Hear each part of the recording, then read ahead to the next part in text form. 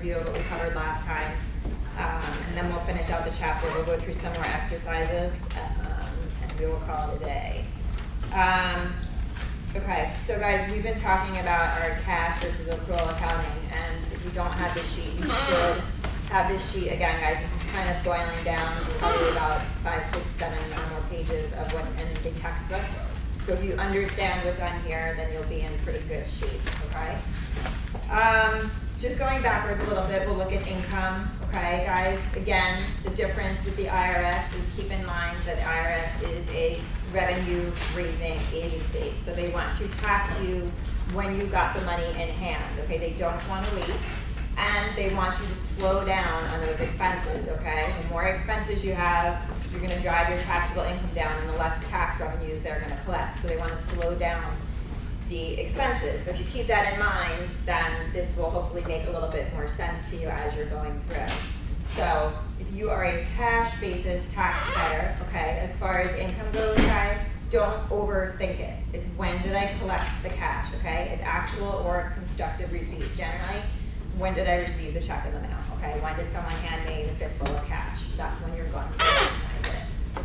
Now, on the accrual side, okay, we have to use this all events test, and it's a 2-part test. And the first part says that the amount of income has to be reasonably determinable, okay?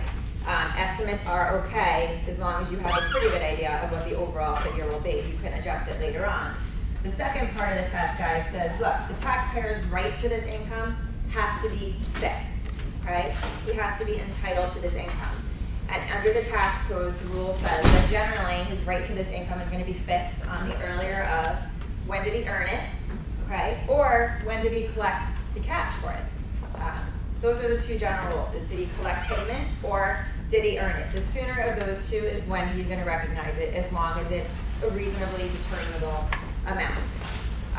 Which isn't the best of news for the taxpayer, guys, because again, that's the IRS saying that if you receive that money before you actually earn it, we're going to tax it. We're going to tax that prepayment. This goes against what you learned in your financial reporting classes, okay?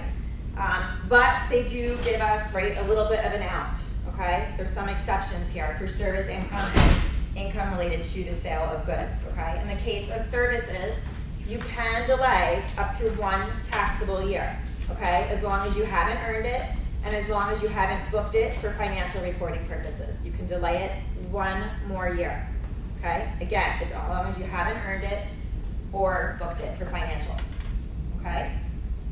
Goods are the same sort of rule, except for it's an unlimited deferral in the case of goods, okay? There's no 1 year, 2 year, 3 year rule. You can defer it until you earn it or until you book it for financial reporting purposes, okay?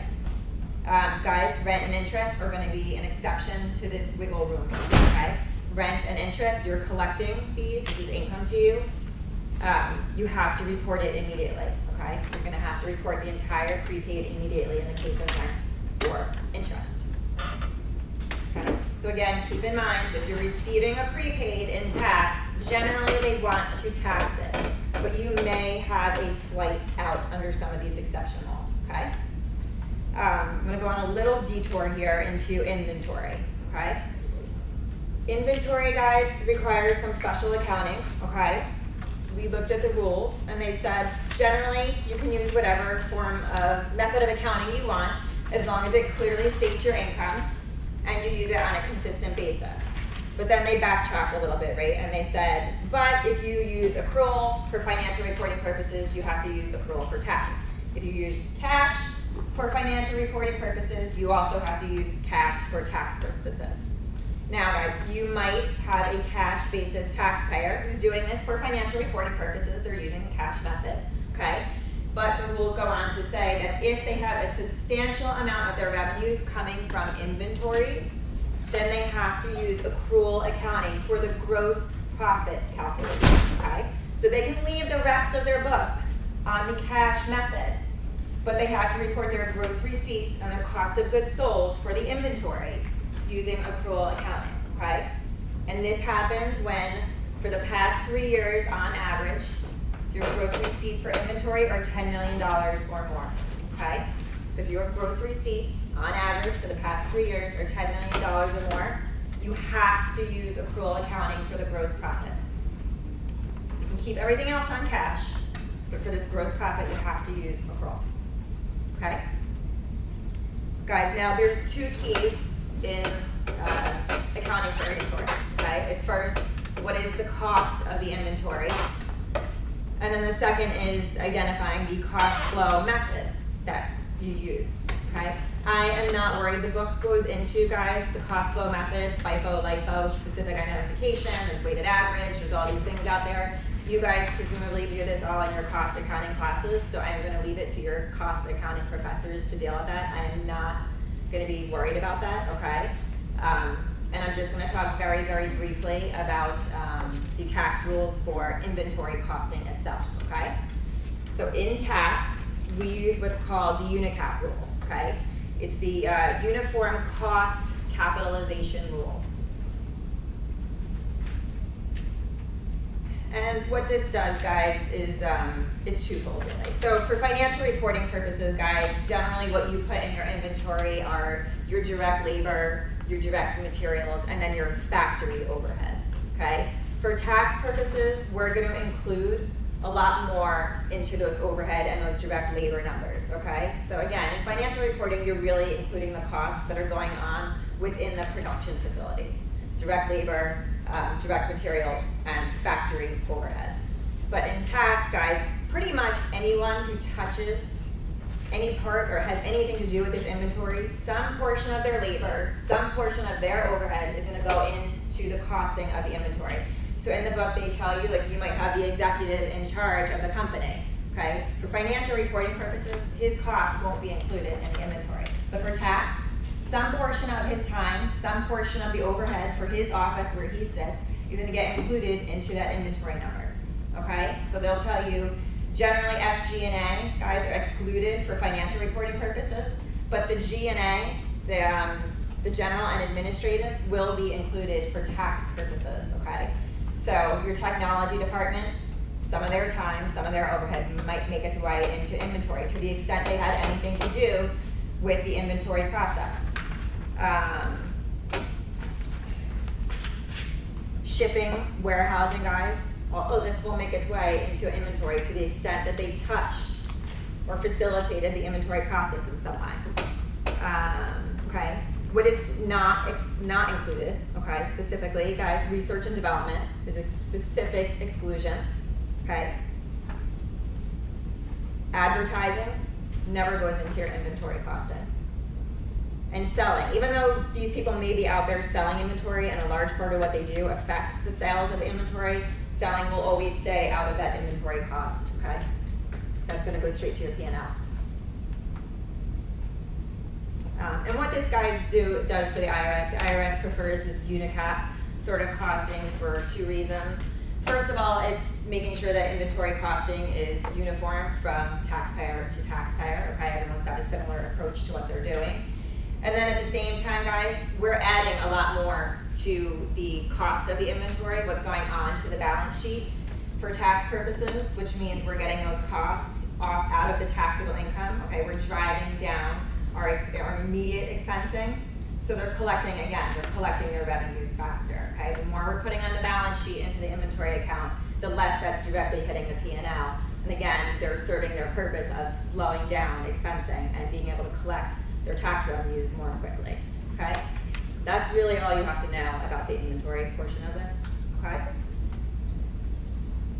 Okay, so bouncing back to the expense side of things, guys, for cash purposes, all right, we'll bounce back over to cash for a second, okay?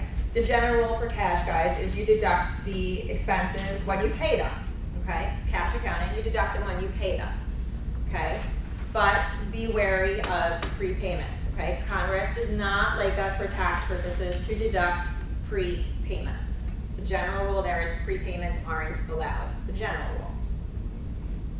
Okay, but if we go back to our chart, again, there's a little bit of wiggle room here, okay, with this 12-month rule.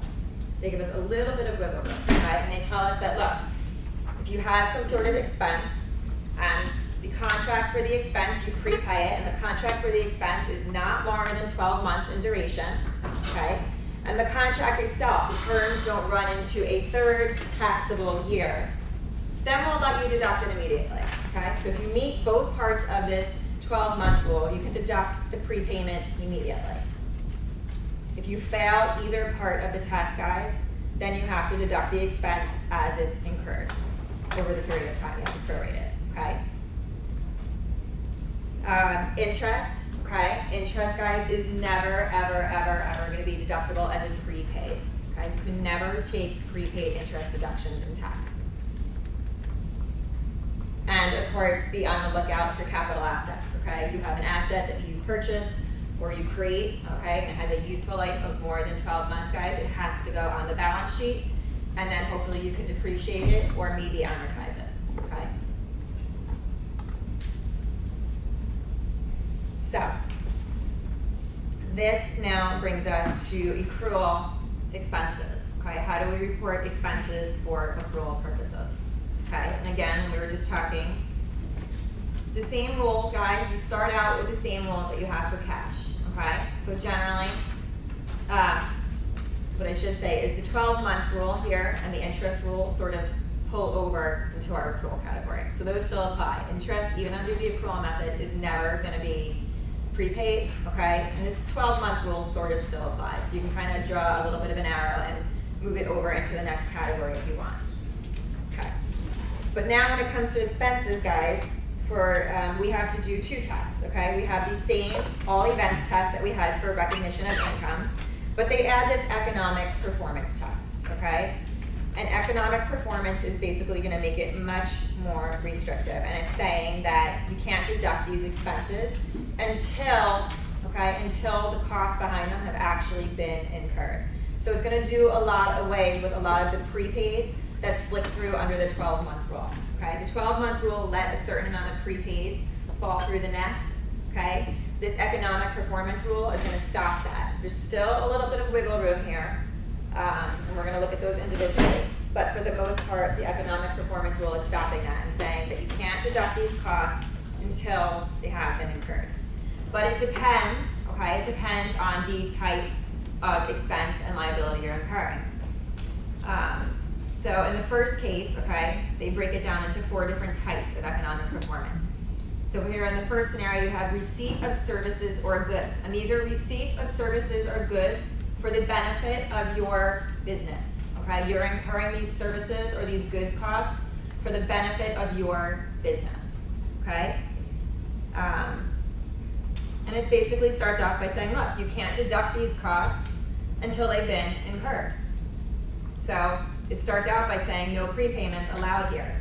But then there's a small exception, okay? There's a small exception that says, but you can deduct a prepayment, okay, if it's expected to be delivered within 3.5 months of the time you make the prepayment, okay? So we'll let a little bit of a prepaid flip through, okay? 3.5 months. If you're making a prepayment today and you expect the service to be provided to your corporation within 3.5 months of the time you make that payment, that's okay, we'll let it through. If not, you can't take the prepaid, okay?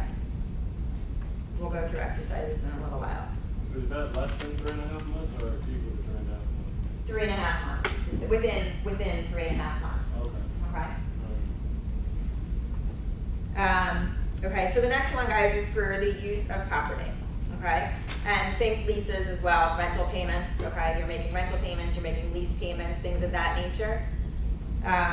And quite simply here, guys, there's no bending. It says you have to prorate it over the life of the rental, life of the lease, okay? No prepayments falling through with rentals or leases.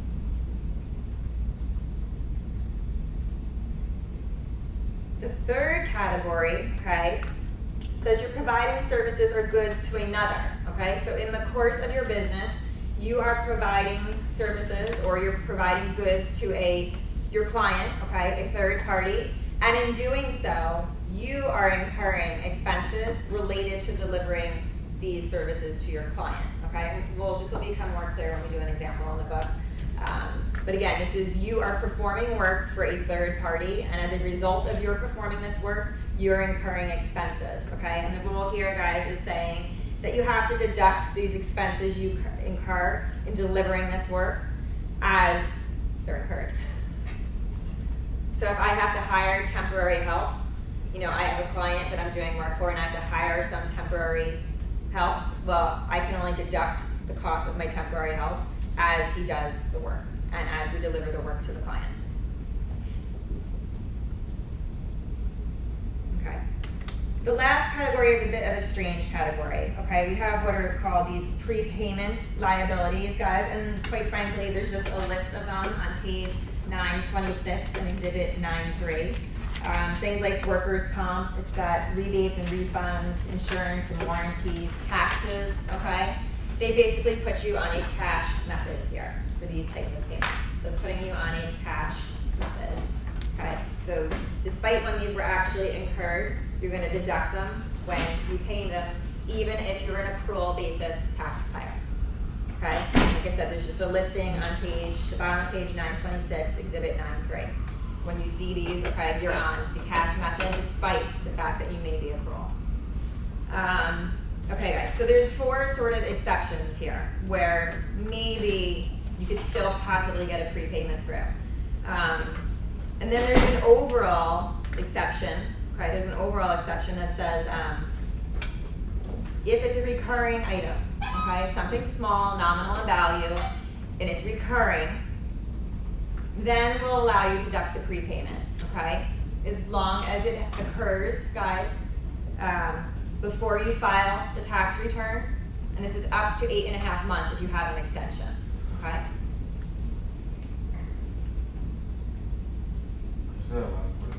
Yes.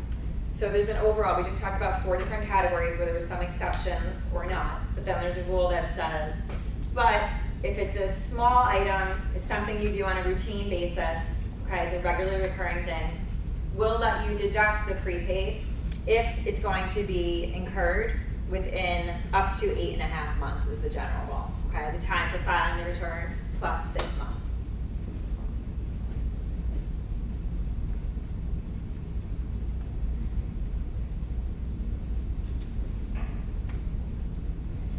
So the important part, guys, with the accrual expenses is determining, you know, is it an expense that's being incurred for my business? Is it an expense being incurred because I'm delivering a product to a third party? Is it one of these prepayment liabilities? Because the rules for each one of these kind of change a little bit, okay? And again, if it's a rental expense, a lease expense, you just have to expense it as the lease or the rental unfolds, okay? There's no prepayments available there. Okay. So.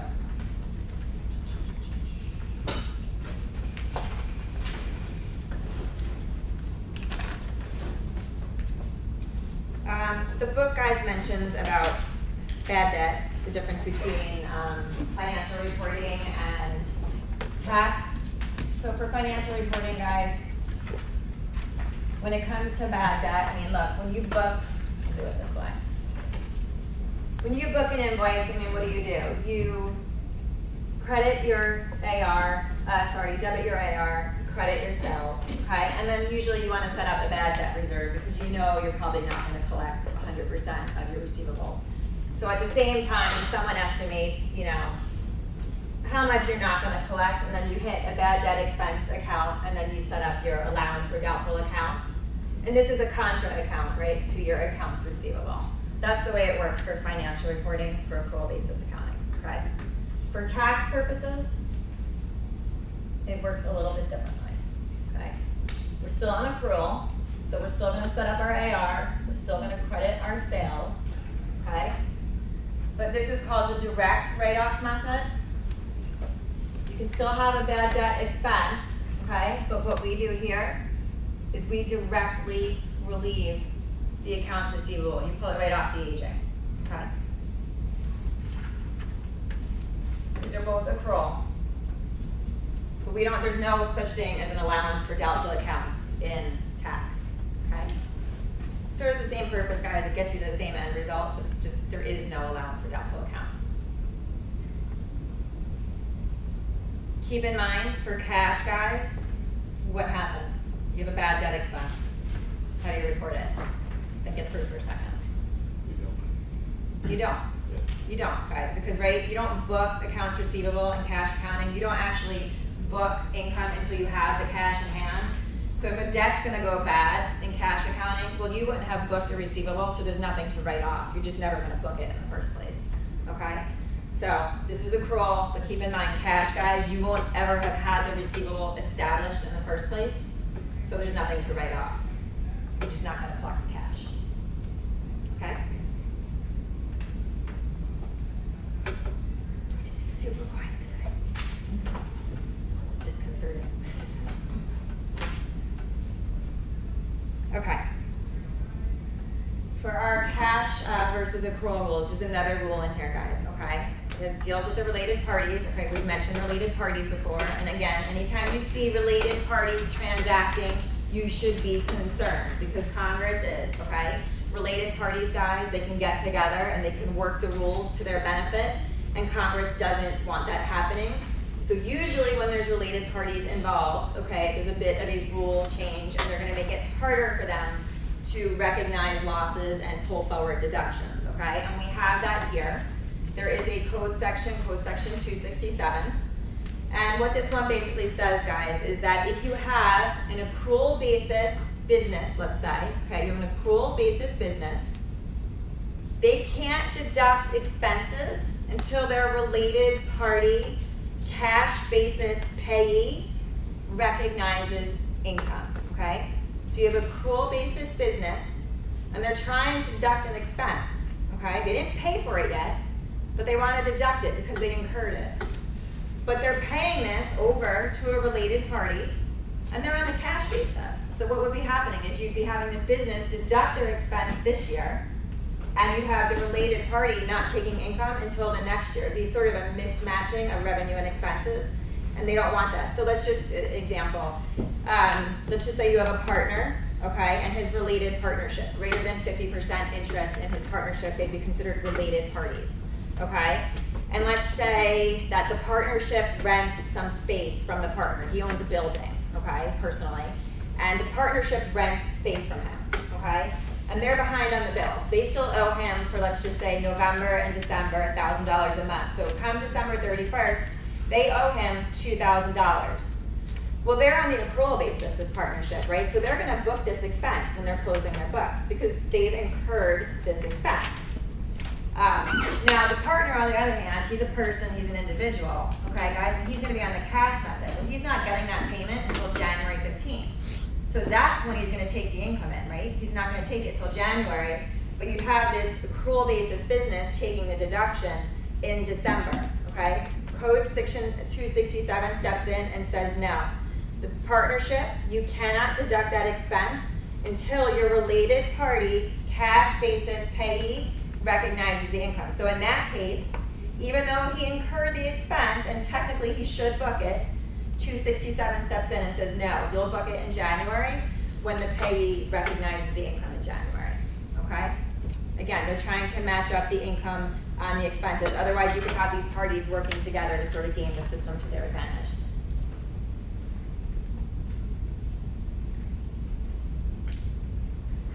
Okay, the last section of the book, guys, deals with the adoption of the accounting method.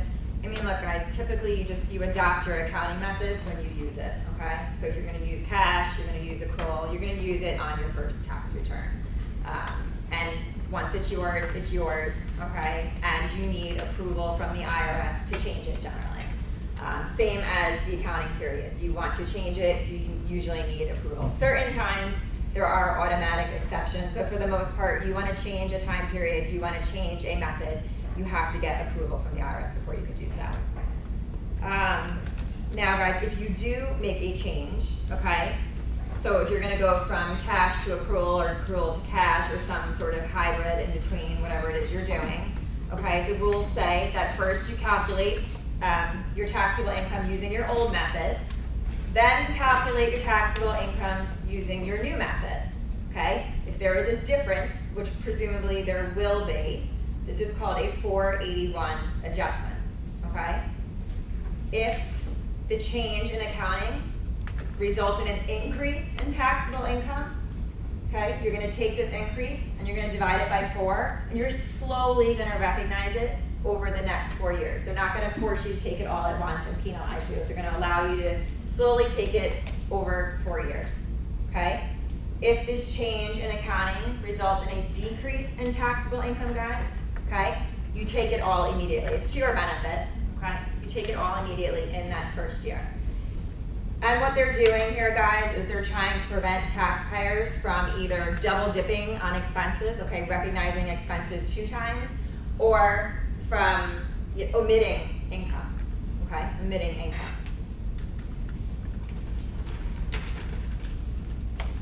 So, to give you guys a simple example, let's just say that right now, in say the end of 2014, okay, I'm on the accrual basis, okay, on the accrual basis, and I have $25,000 of accrued expenses.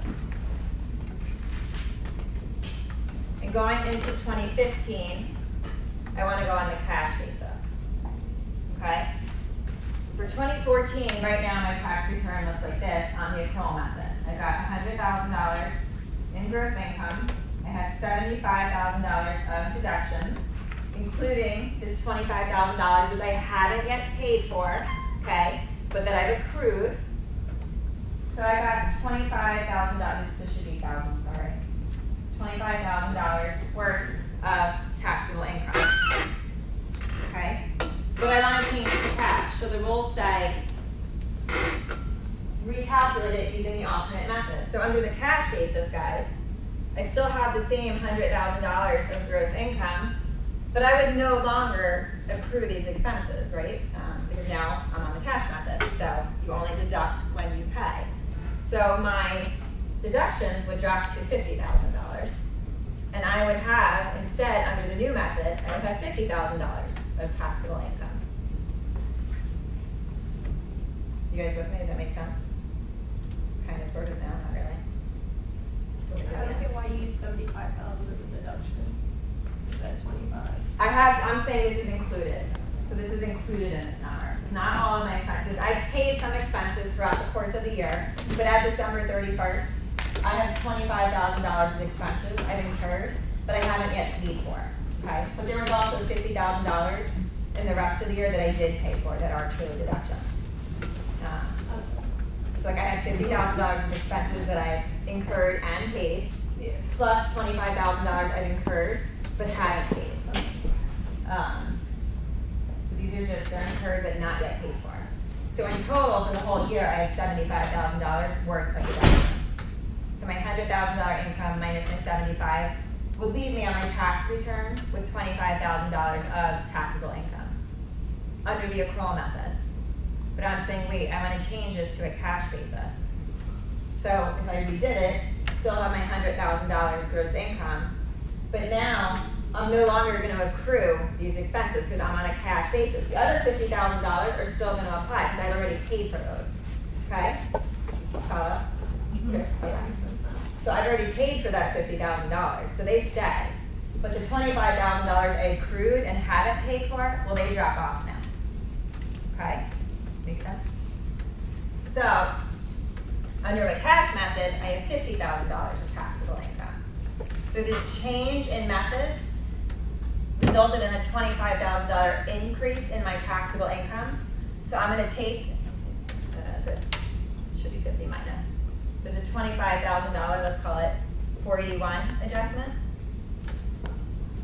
So I'm going to take this $25,000, guys. I'm going to divide it by 4, okay? And I'm going to recognize $6,250 for each of the next 4 years. What kind of adjustment is it? Is this? It's called 481 adjustment. And again, the idea here is that they don't want you emitting income because of the change, okay? Nor do they want you duplicating expenses. If I didn't make this adjustment, guys, okay, I would have taken an expense deduction for $75,000 here. And then when 2015 came around and I got around to paying these expenses, I would have deducted them again in 2015. That's why I have to make this adjustment, because I would have deducted them twice if I didn't. I would have deducted them the first time under the accrual method, and then I would have deducted them again in 2015 when I finally paid them under the cash method. Okay? That's why you're doing this. Questions?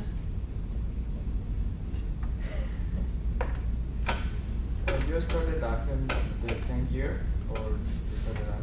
The year you make the change, you'll start, so here, he would start in 2015 when he makes the change. So it's gonna be 56 to 100. Well, whatever his taxable Oh. income worked out to be for 2015, we don't know what his taxable income is, plus 6,250.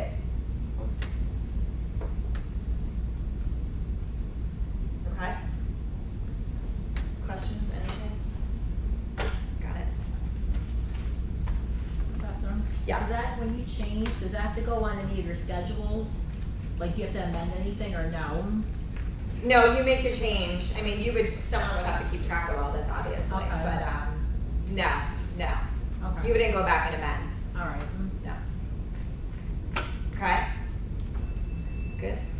Okay, guys, so we'll just do some problems, to focus on these sort of cash versus accrual, because these are sometimes not easy to get through. So, let's start with, 69, the end of chapter 9. Are you guys done with this? Can I erase this?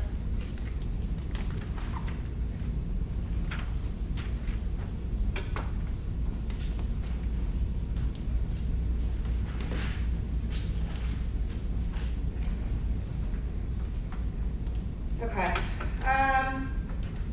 So we have, on November 1st of year 0, Jackson borrowed $50,000 from Bucksnort Savings for use in his business. In December, he paid interest of $4,500 relating to the 12-month period from November of year 0 through October of year 1. How much interest, if any, can Jackson deduct in year 0 if his business uses the cash method of accounting for tax purposes? So he borrowed $50,000, of which he pays $4,500 interest. And they tell us that this loan relates to the period of November of year 0, presumably the 1st, through October of year 1. And they want to know, under the cash method of accounting, how much can he deduct?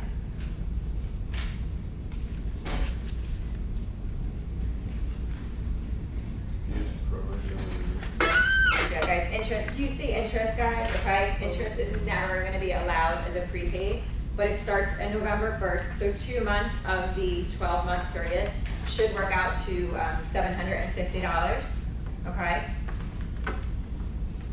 So again, Congress really doesn't want to give you a prepaid deduction.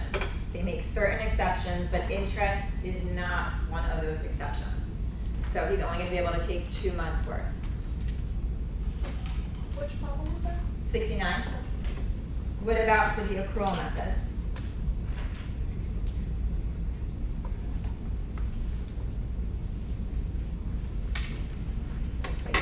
Single. Okay, it's no joke. Again, guys, whatever's sort of on that left-hand column really does slide over into our right-hand column. It's just our right-hand column with that economic performance rule becomes much more restrictive. But interest, guys, under cash or accrual will never, ever, ever be allowed as a prepayment, okay? Let's look at number 70. We have Matt.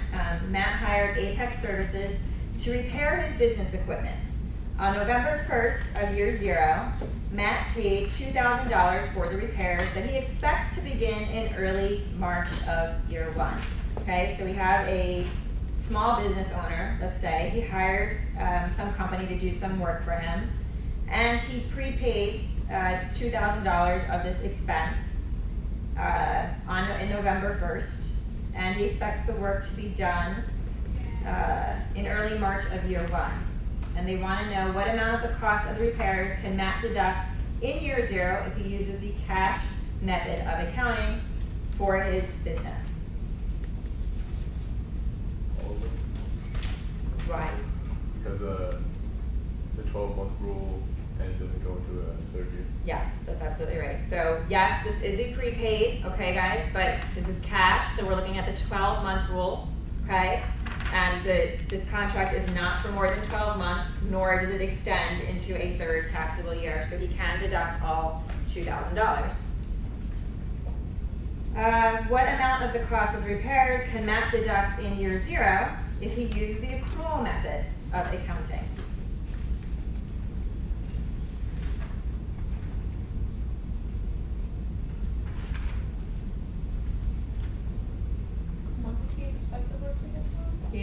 of work done in early March of year 1. So he's paying for this on November 1st. And he expects it done in early March.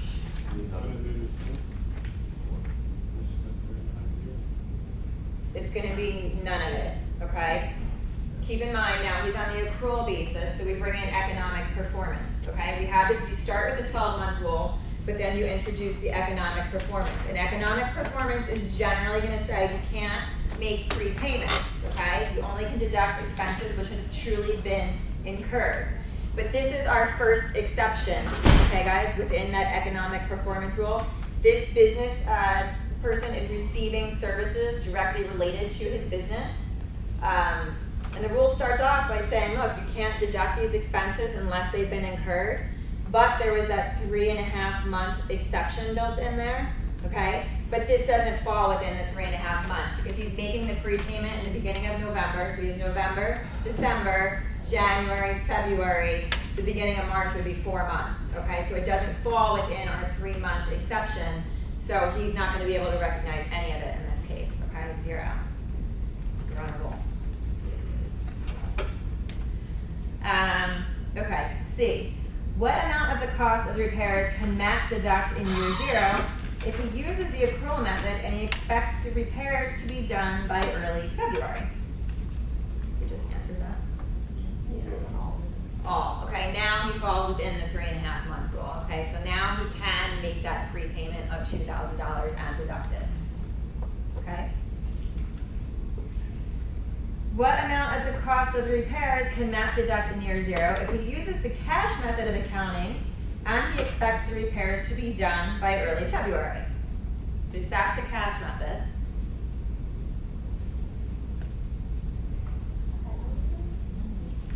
Yes. Okay guys, we're back to our 12 month. We're back to cash, we're back to the 12-month rule. And if anything, you can even deduct, this is more safe than even the first scenario where it's gonna be done in March instead of February, okay? But yeah, he can deduct all of it here. Let's look at 71. We have Circuit Corporation is a calendar year accrual method taxpayer. Circuit Corporation manufactures and sells electronic circuitry. On November 15th, year 0, CC enters into a contract with EC that provides CC with exclusive use of EC's specialized manufacturing equipment for the 5-year period beginning on January 1st of year 1. Okay guys, this is use of property, okay? It's use of property. They're basically renting or leasing the specialized use of this equipment. The contract is for a 5-year period beginning on January 1st of year 1, and they sign this contract on November 15th of year 0. Pursuant to the contract, CC pays EC $100,000 on December 30th of year 0. How much of this expenditure can be deducted in year 0 and year 1, okay? These are accrual method taxpayers. How much can be deducted in year 0? They sign the contract on November 15th, they make the payment on December 31st, the contract starts January 1st and goes for 5 years. And it's a rental / lease payment, okay? Prorate expense over rental periods, Yes, so, property. right, yes, you're absolutely right, it's number 2, okay? And that means that you have to prorate it over the life of the lease. So in the first year, okay, the contract doesn't start until January, guys, so in year 0, they can't deduct any of it. Come year 1, okay, they can deduct 1/5 of the lease, so $20,000, right? Okay, rentals, leases, okay, you have to just prorate over the terms. 72. This year, year 0, Elizabeth agreed to a 3-year service contract with an engineering consulting firm to improve efficiency in her factory. Okay, so this is an expense, guys, she's incurring directly related to her business. This is our number 1 rule, okay? The contract requires Elizabeth to pay the consulting firm $1,500 for each instance that Elizabeth requests their assistance. The contract also provides that Elizabeth only pays the consultants if its advice increases efficiency as measured 12 months from the date of service. This year, Elizabeth requested advice on 3 occasions, and she has not yet made any payments to the consultants. How much should Elizabeth deduct in year 0 under the accrual method and under the cash method? Okay, let's focus on accrual first. So she hires this consulting service, and the agreement is for 3 years, but she pays them on a per instance basis. Okay, it's not a flat contract fee. So she pays them $1,500 per instance. They said that she used them 3 times during the year. And it goes on to say, she only pays the consultants if its advice increases efficiency as measured 12 months from the date of the service.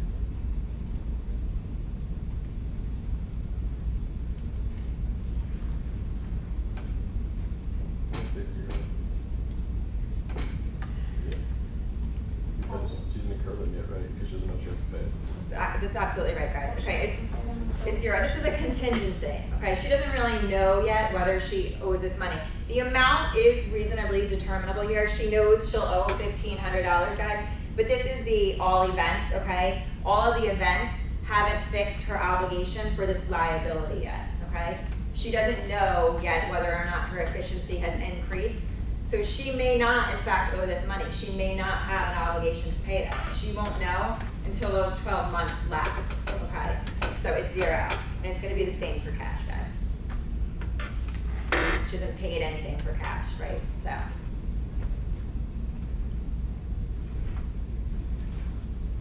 Sounds pretty good. What? That sounds like a good deal. I don't think too many people are gonna offer you this deal, Yeah, I though. was like, They're probably gonna want a deposit, is my guess. Okay, let's look at 75. Okay. Rebecca is a calendar year taxpayer who operates a business. She made the following business-related expenditures in December of year 0. Indicate the amount of these payments that she may deduct in year 0 under both the cash method of accounting and the accrual method of accounting. Okay, and then they give us 3 or 4 different expenses. So we have cash, and then accrual. Okay. And they want to know what she can deduct in year 0. Where am I? 75. So part A says $2,000 for an accountant to evaluate the accounting system of Rebecca's business. The accountant spent 3 weeks in January of year 1 working on the evaluation. So these are expenses she's incurring. Let's focus first on cash. She's making these expenditures in December of year 0. $2,000 for an accountant to evaluate her accounting system. The accountant does the work in January of year 1. It's 2,000. $2,000, okay guys?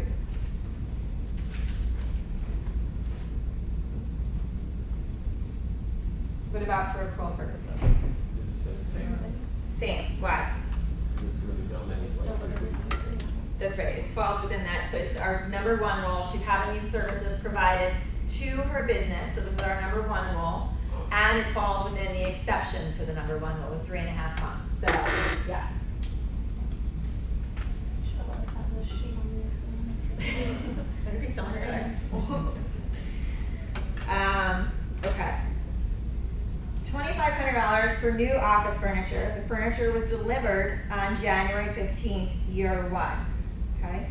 So she paid for it in December. It was delivered in January. $2,500 for new office furniture. Cash.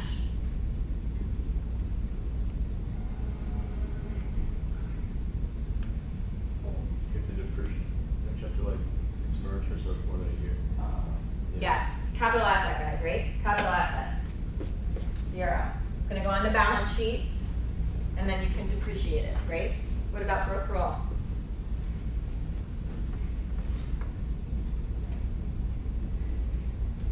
Same thing. Same.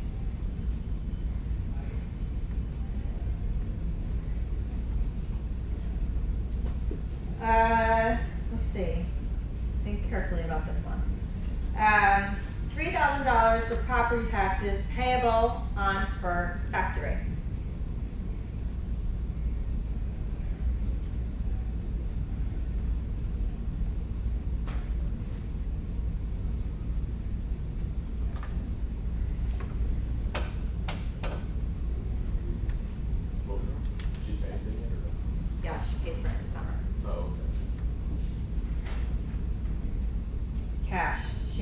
corresponding business-related expenditures in December of year 0. So $3,000 for property taxes. Okay, cash is gonna be $3,000, right? She paid the expense.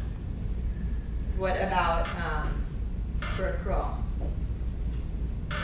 Hint, look at the chart I told you to look at.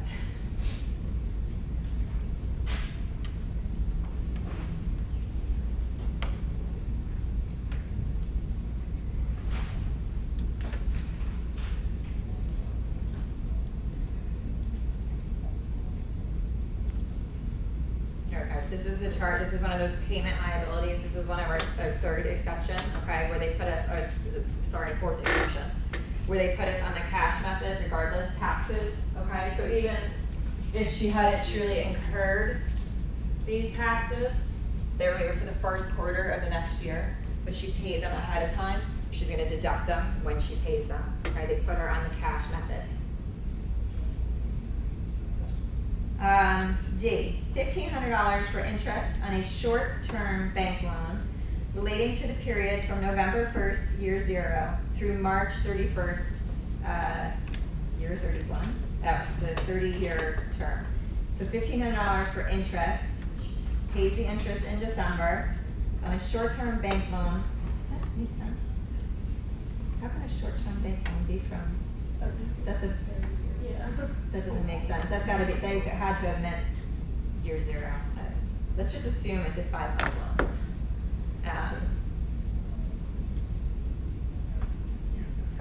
Interest says prorate over loan. It's prorated, guys, right, for both, for cash and for accrual. Interest is never repaid, $600.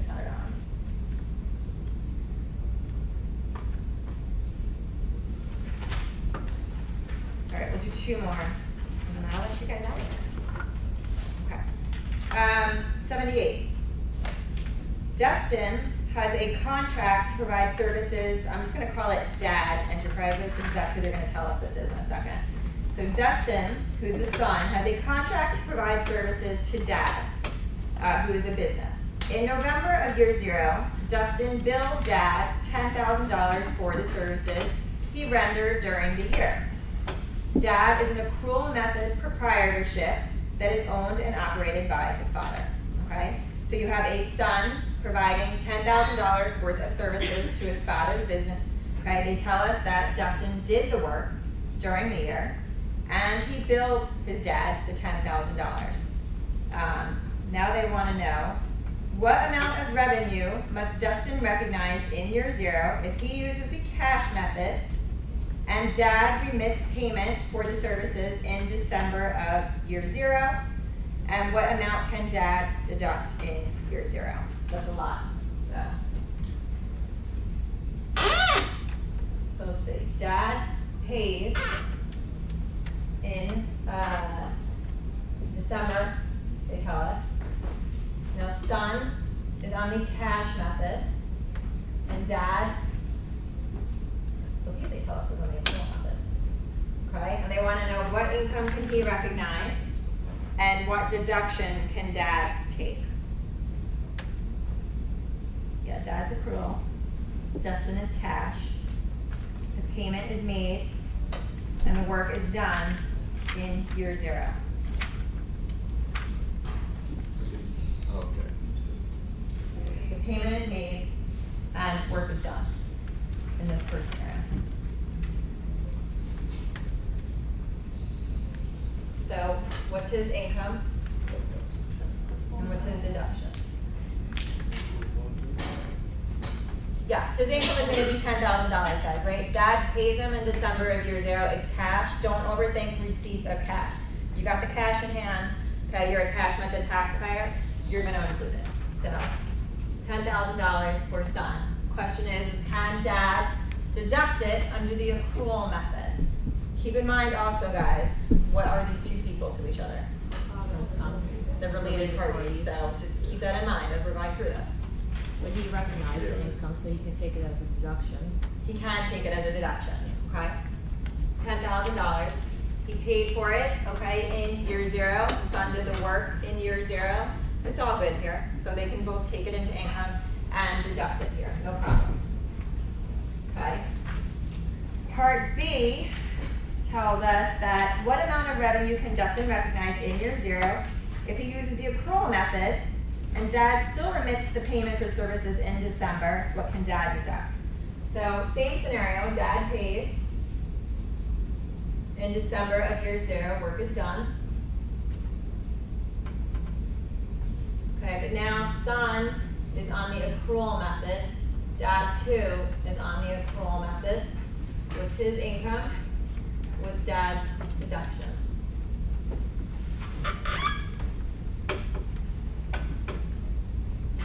The same thing as before. Because the service was performed. Yes, guys, he did the work, right? So he's gonna take it. It's earned. Not only paid for, it is earned. He did the work. What about Dad? Yeah, performance occurred, okay?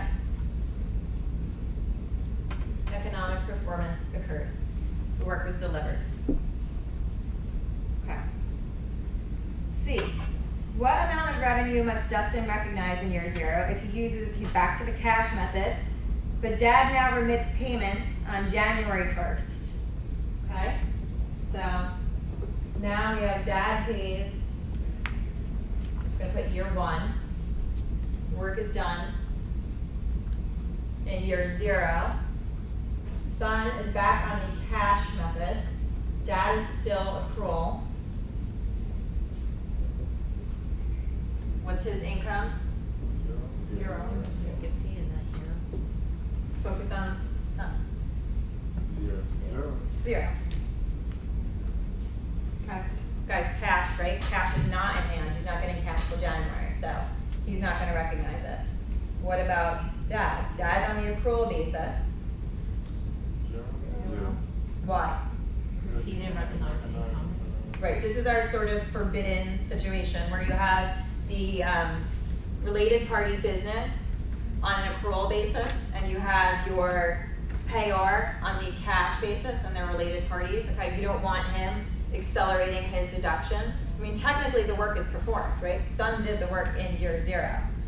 But because son isn't actually going to get that cash until next year because Dad's behind on the bills, they're not going to let him pull forward his deduction despite the fact that economic performance has occurred. So, 0. Okay.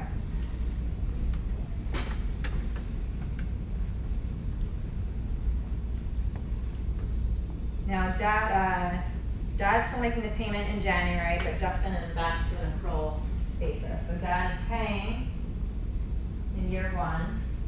Work is done. Year 0. Son is on accrual. Dad is on accrual. What's his income? What's his deduction?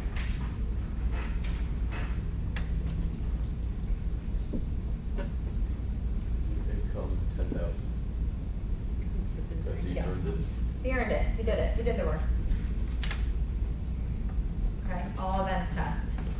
Okay, he's gonna recognize it on the earlier of when he did it or when he received the cash. Well, he did the work here, okay, and he knows how much money he's getting. So under the all events test, the son is gonna recognize his income. Now what about Dad?